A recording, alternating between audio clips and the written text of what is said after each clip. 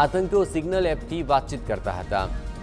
અહીં અબુ સાથે પાકિસ્તાનમાં પણ વાતચીત માટે સિગ્નલ એપ ઉપયોગ કરતા હતા। બે મોબાઈલમાં ચેન્નઈ એરપોર્ટનું વાઈફાઈ વાપર્યું હતું। એટીએસે ચેન્નઈ અને અમદાવાદ એરપોર્ટના વાઈફાઈ ડેટા મંગાવ્યા।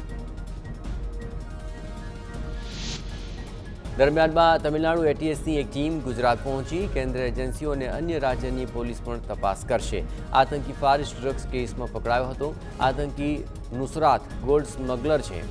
અહીં રસદીન પર કોલંબોમાં મારામારીના 5 ગુના નોંધાયા છે।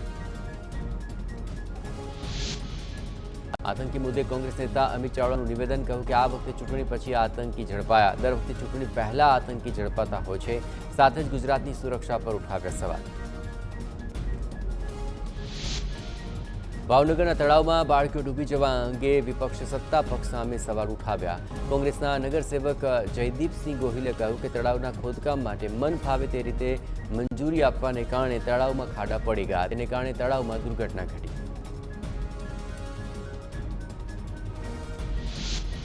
ભાવનગરમાં મહાનગરપાલિકાએ બો તળાવનું મેગા ડિમોલેશન કર્યું। જ્યાં ધોબી સોસાયટીથી બેંક કોલોની જતા રસ્તા પર મેગા ડિમોલિશન। 4 મંદિર અને એક મસ્જિદને તોડી પાડી। રોડ પર ડિમોલિશન માટે હાઈકોર્ટમાં પિટિશન ફાઇલ કરાઈ હતી। 70થી વધુ પોલીસ જવાનો સાથે રાખી કાર્યવાહી।